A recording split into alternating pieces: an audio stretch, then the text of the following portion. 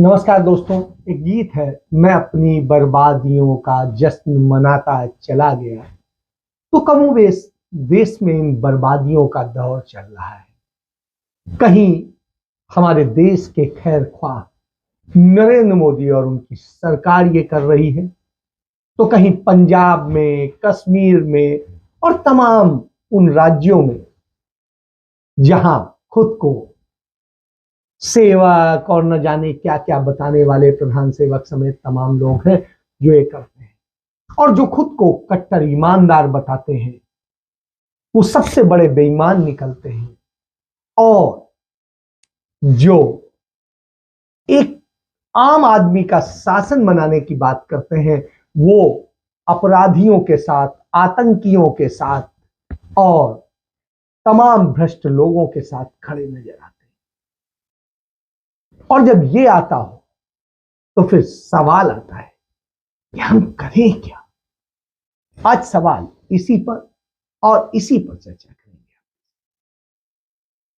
सुबह सुबह मैं अखबार पढ़ रहा था, खबर पढ़ी कि कश्मीर में, पुलवामा में एक और कश्मीरी पंडित को गोली मार दी गई और वो इस दुनिया से रुखसत हो। क्यों? आपको याद होगा, राहुल गांधी भारत जोड़ो यात्रा के तहत जब जम्मू कश्मीर गए थे तो वहां पर कश्मीरी पंडित मिले थे और उन्होंने कहा था कि हम किस तरह से असुरक्षित उस माहौल में रह रहे हैं कि सब हमारा जल रहा है, बर्बाद हो रहा है और सरकार सिर्फ झूठ बोलती है और हम सुरक्षा मांगते हैं। हम कहते हैं सुरक्षा दे दो, हम काम करेंगे, तब तक हमें सुरक्षित जगह रख दो। तो साहब वो तो नहीं करते हैं, उल्टा हमारी सैलरी रोक देते हैं, हमें सस्पेंड कर देते हैं और न जाने क्या क्या होता है। महाशिवरात्रि पे हमारी सैलरी बंद नहीं रख सकते। रिलीज करो, रिलीज करो।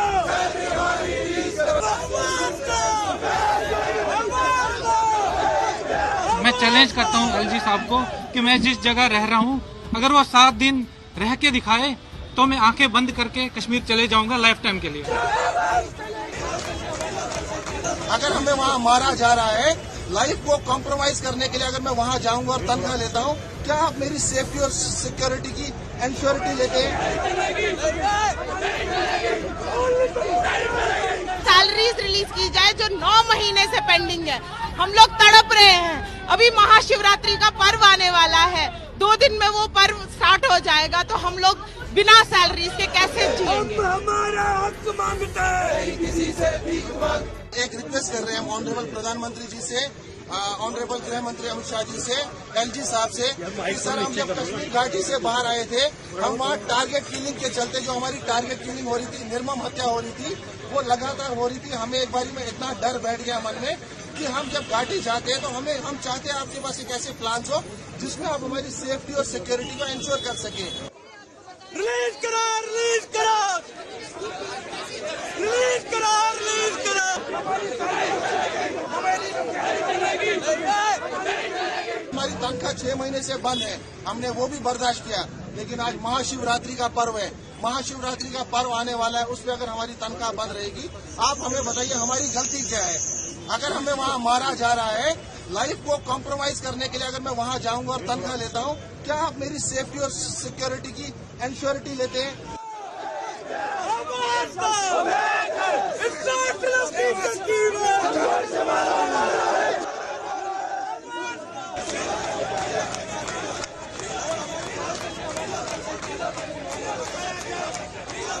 अभी तक सब आश्वासन झूठे हैं। मेरी एलजी साहब से एक रिक्वेस्ट है, मैं चैलेंज करता हूं एलजी साहब को कि मैं जिस जगह रह रहा हूं, अगर वो 7 दिन रह के दिखाए तो मैं आंखें बंद करके कश्मीर चले जाऊंगा लाइफ टाइम के लिए। नौकरी से निकालने की धमकी दी, यह हालात है। तो सरकार ने सफाई दी कि नहीं, ऐसा नहीं, लेकिन लगातार टारगेट किलिंग हो रही है और वो रुकने का नाम नहीं। तो जब रोज हो रही है तो सोचना पड़ेगा कौन सा शासन बनाया है।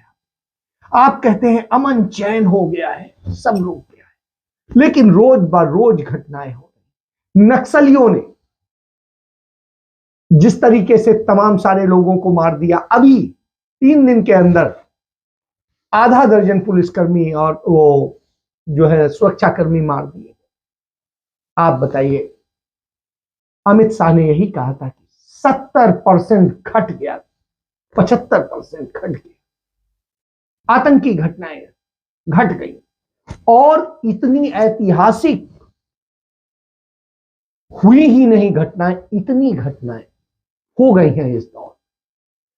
तो यह स्थिति है, तो यह सुशासन है नरेंद्र मोदी और अमित शाह का। और यह सुशासन जब हम इसकी बात करते हैं तो इस पर बात आती। उत्तर प्रदेश जिसे कहते हैं यहां राम राज्य, वहां पर क्या हो रहा है? वहां पर आए दिन हत्याएं हो रही, सरेआम हो रही, और करने वाले छूटे घूम रहे हैं। और वो छुट्टे जब घूम रहे हो तो आप कहेंगे कि क्या स्थिति, क्योंकि कहने को प्रचार किया जाता है कि साहब उत्तर प्रदेश में तो अपराध खत्म हो गया, लेकिन ना वहां बेटी सुरक्षित है, ना आप सुरक्षित है, और भगवाधारी गुंडे आपको कभी भी हमला बोल सकते हैं, आपकी संपत्तियों पर कब्जा कर सकते हैं, और न जाने क्या क्या हो सकता है। तो यह तो हालत है, और यह हालत सिर्फ उत्तर प्रदेश नहीं, मध्य प्रदेश में भी, यह हालत हरियाणा में भी। और हरियाणा में आपने देखा कि किस तरीके से गौ रक्षक के वेश में 2 मुस्लिम युवकों को, राजस्थान के युवक थे, उनको किस तरीके से मार डाला गया, जला दिया गया, और उन अपराधियों को बचाने के लिए सरकार लगी हुई, पुलिस लगी हुई, और पुलिस पर ही एफआईआर दर्ज कर ली जाती है जब राजस्थान की पुलिस कार्रवाई करती है। गजब है। यह स्थिति क्या कभी थी पहले आपने देखा था? तो यह हालात पैदा कर दिए इन लोगों ने पिछले 9 साल में। इसके बाद में आप बात कर लिए पंजाब में, दिल्ली में अरविंद केजरीवाल की सरकार आई थी, भ्रष्टाचार के खिलाफ लड़ने का नाम लेकर के आई थी, अन्ना आंदोलन से आई थी, इंडिया अगेंस्ट करप्शन की बात करते थे, और हुआ क्या? करप्शन, करप्शन और करप्शन। ये वैसी स्थिति है जैसे इंदिरा गांधी की सरकार को गिराने के लिए एक बनी थी और कहा था परिवारवाद और ये वाद और वो वाद, हम समाजवाद लाएंगे, और इसकी बात कर रहे थे। इंदिरा गांधी पे हमला हो रहा था, और जो यह परिवारवाद का विरोध करके दल आए थे, आज वही सबसे बड़े परिवारवादी दल, चाहे समाजवादी पार्टी हो, चाहे आरजेडी हो, चाहे जेडीयू हो, चाहे जिसकी बात, हरियाणा में बात कर लीजिए, इनेलो हो, जेजेपी हो, या और जगह बात, कांग्रेस में तो परिवारवाद नहीं, लेकिन उनमें परिवार। और स्थिति ये, भारतीय जनता पार्टी में कितना भयंकर परिवारवाद, वो सब सामने देखने को। उसी तरीके से अरविंद केजरीवाल जब ये कहते हैं कि वो कट्टर ईमानदार है, तो स्थिति ये है कि उनके एक मंत्री अभी जेल में है, बेईमानी के ही मामले में, भ्रष्टाचार के, सत्येंद्र जैन, और अब उनके डिप्टी सीएम जो उनके शुरुआती दौर से साथी, वो जेल पहुंच गए। और क्यों पहुंच गए? क्योंकि उन्होंने शराब घोटाला किया, और सिर्फ शराब घोटाला नहीं, शिक्षा घोटाला और जाने कितने घोटाले, क्योंकि उन्होंने चद्दर ओढ़ के ईमानदारी सिर्फ घोटाले ही किए, और उस घोटाले से पैसे लेके और सब कुछ करके जिस तरीके से उन्होंने सरकार बनाने में और चुनाव में और पैसा खर्च किया, उससे समझ। तो ये घोटालेबाज सरकार, लोकतंत्र की हत्या करने वाली सरकार। क्यों? क्योंकि जिस तरीके से दिल्ली में आपने देखा कैसे बेइज्जत किया है लोकतंत्र को, चाहे विधानसभा में हो और चाहे अब वहां के एमसीडी में, रोज जूतम पैजार हो रही है। दुनिया में क्या संदेश जा रहा है कि भारत की राजधानी में लोकतंत्र में जूते चलते हैं। कल्पना कीजिए कहां हम खड़े। और पंजाब के लोगों ने फुल मैंडेट दिया, और मैंडेट कैसे दिया? खालिस्तान समर्थकों और सबसे मदद ली गई, विदेशी फंडिंग हुई और सारी चीजें हुई, और उन सब में जिस तरीके से उनके बूते यहां सरकार बनाई गई और वो किया गया। उसके बाद से जब से आम आदमी पार्टी की सरकार बनी, लगातार 3 दर्जन आतंकी घटनाएं हो चुकी, 3 दर्जन। और अचानक एक पैदा किया गया आतंकी खालिस्तान समर्थक अमृतपाल। वो तमाम दावे कहता है मैं कोई भारतीय नहीं, मैं इंडियन नहीं, मैं पंजाबी हूं, मेरी नेशनलिटी पंजाबी है। तो आप समझिए आप कहां आप खड़े। सरेआम कह रहा है, और सरेआम कह रहा है हम हिंसा करेंगे। सरेआम वो पाकिस्तान का भी सपोर्ट करता है जो पंजाब के नाम पर। तो आप समझिए, और रोज घटनाएं हो, जिस तरीके से उसने अजनाला थाने पर हमला किया और जिस तरीके से करके उसने पूरा किया, वो अपने आप में सवाल। क्या लोकतंत्र है, क्या कानून व्यवस्था है? यह हालत है। और उसके बाद में कल पंजाब में एक बड़ी घटना हुई। सिद्धू मूसेवाला जो गायक था, सिंगर था, उसकी हत्या कर दी गई थी सरेआम इसी शासनकाल में। और आम आदमी पार्टी की सरकार ने यह सूचना होने के बावजूद उसे खतरा है, उसकी सुरक्षा घटा दी, खत्म सी कर दी और उसका मर्डर कर दिया गया। वो विधानसभा चुनाव भी लड़ा था कांग्रेस पार्टी के टिकट और वो चला गया।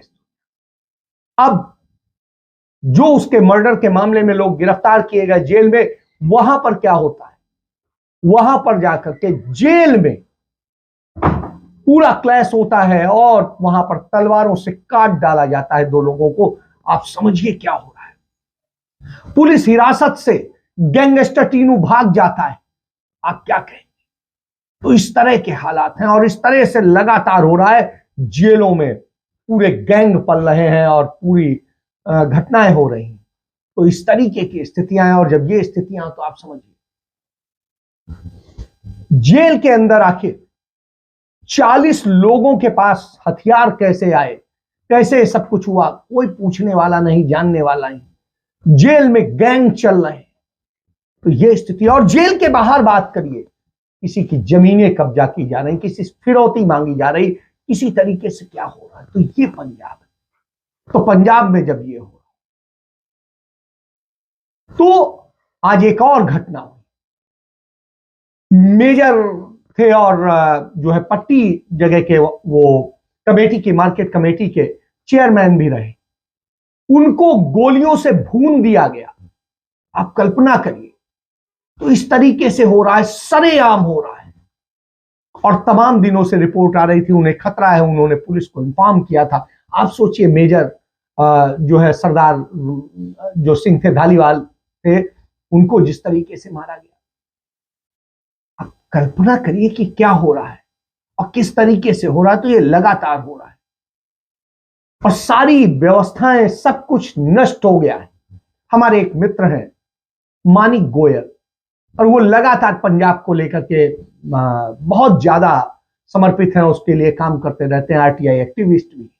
उन्होंने तमाम सूचनाएं निकाली और उनमें उन्होंने बहुत सारी दी। अभी हाल ही के दिनों में मोहाली में एक लड़के का जो है हाथ काट डाला गया और सरेआम वैसे ब्रूटल करके हाथ काटा गया जैसे लग रहा है तालिबान पूरी हमला कर रहा हो। तो यह स्थिति, कहीं किसी की जमीन कब्जा होगी, कहीं कुछ होगा, गोली मारी जाएगी, वसूली की जाएगी। तो ये हालत पंजाब की हो गई। और जब ये हालत हो, और जो पंजाब में कहते हैं कि साहब बड़ा अच्छा बनाने आए हैं, तो स्थिति तो ये तक हो गई है कि पंजाब में हेल्थ जो फैमिली वेलफेयर डिपार्टमेंट है, उसने एक एडवर्टीजमेंट निकाला कि साहब मेडिकल ऑफिसर चाहिए, एमबीबीएस, फार्मासिस्ट चाहिए, क्लिनिक असिस्टेंट चाहिए। और उन सबको किस बात पे रखा जा रहा है कि पर पेशेंट 50 रुपए आपको मिलेगा और रोज 50 पेशेंट देखने होंगे। और इसी तरीके से फार्मासिस्ट का है कि आपको 12 रुपए मिलेंगे और 50 पेशेंट वो करने पड़ेंगे। ऐसे ही क्लिनिकल असिस्टेंस की बात है, उसको कि तुम्हें 11 रुपए मिलेंगे पर उसके पेशेंट। और ये तो आप समझिए इस तरह से ठेकापंदी, एक तरफ कहते हैं कि हम पक्की नौकरी देंगे और क्या करेंगे। तो ये हालत है।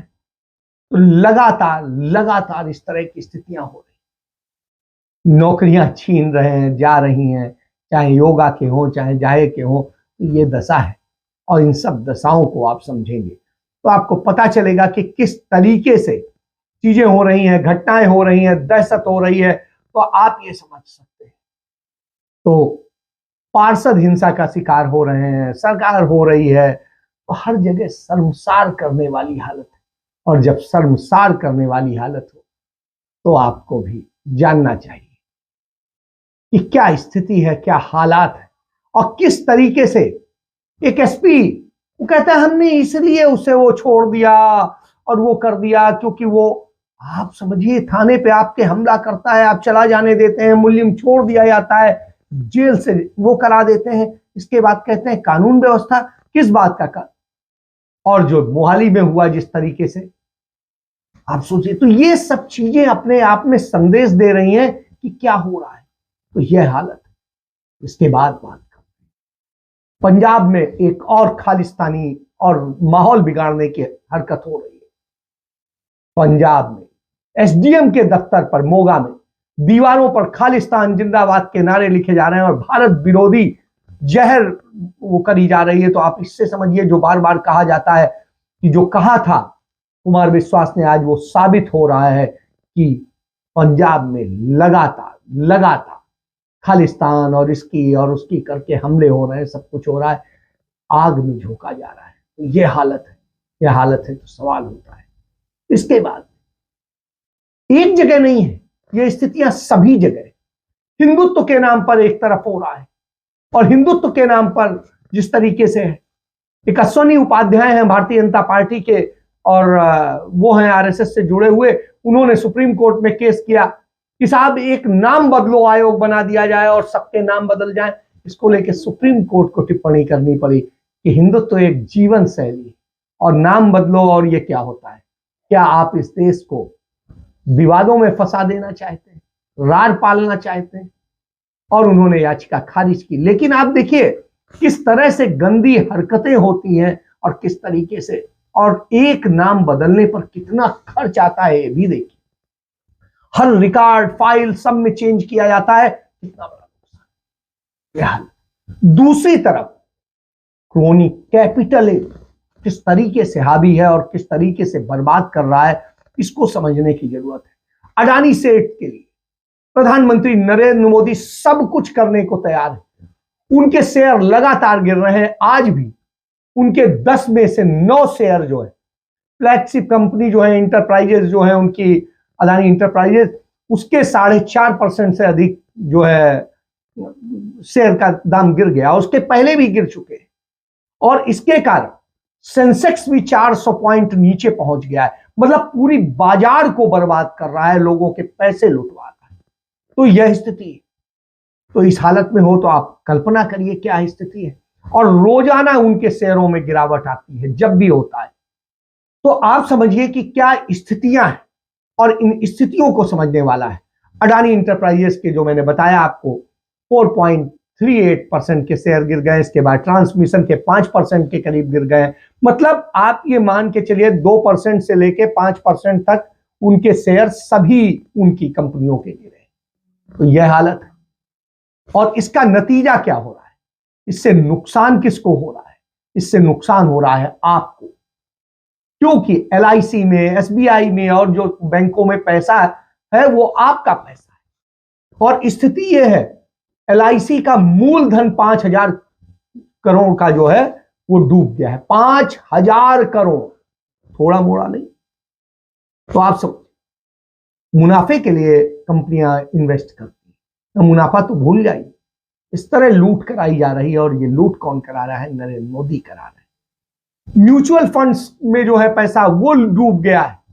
तो आप समझिए इक्विटी में जो है जिस तरीके से म्यूचुअल फंड में, तो ये हालत है। इसके बाद में अडानी सेठ की जिस तरह से आय गिर रही, सब कुछ गिर रहा है, शेयर गिर रहे हैं, उसका नतीजा क्या है? आपकी बर्बादी। और आप अपनी बर्बादी का देखें। तो इस तरीके से, जिस तरीके से सारी चीजें हो रही हैं और नरेंद्र मोदी जिस तरीके से मस्ती कर रहे हैं, और क्या कह रहे हैं साहब, आज से अभियान शुरू कर रहे हैं कि सेल्फी ले लीजिए, सेल्फी अभियान, 1 करोड़ सेल्फी ली जाएंगी। अरे हुजूर, राहुल गांधी सही कहते हैं कि आप सत्ताग्राही हैं और हम सत्याग्राही हैं। यह अंतर है आप में और हम। क्योंकि आप सत्ता के लिए सब कुछ करते हैं, वो सारे कर्म करते, लेकिन करते नहीं। सेल्फी किस बात की लेंगे कि आपने ये पाप किया है, गांव को बर्बाद किया है, जो योजनाएं, लाभार्थी और जिस नाम पर आप ड्रामा कर रहे हैं वो असल में झूठ पर टिका हुआ है। आपने देश को भिखारी बना दिया। थोड़े से अनाज के लिए लोग भीख मांगते हैं, लाइन में लगे हो। कल्पना करें, इस देश में बेरोजगारी चरम पे है, सब कुछ, जब बर्बादियां हो रही हैं और आप जश्न मना रहे हैं। तो साहब, न आतंकवादियों पर एनआईए कार्रवाई कर रही, न राज्य सरकार, आम आदमी पार्टी और भारतीय जनता पार्टी की सरकार कार्रवाई, तो कार्रवाई कौन करेगा? सत्ता तो आप संभाल, तो कार्रवाई नहीं। और भ्रष्टाचार सब में, एक बड़े लेवल पे नरेंद्र मोदी कर रहे हैं, तो छोटे लेवल पे अरविंद केजरीवाल और उनकी कंपनी कर रही है। आप ये पार्टियां ने कंपनी बन गई और वो भ्रष्टाचार, तो बर्बादियों का जश्न मनाता चला। यह हाल है। फैसला आपको करना है कि आपको कहां जाना है। दूसरी तरफ कांग्रेस पार्टी ने अभियान छेड़ दिया है और कांग्रेस पार्टी ने फैसला कर लिया है कि अब वो लगातार इससे लड़ाई लड़ेंगे और जो जिस तरीके से बर्बाद किया है, जिस तरीके से सारी चीजें की गई हैं, इन सब के खिलाफ पूरा अभियान चलाएंगे। उन्होंने अभियान का जारी कर दिया।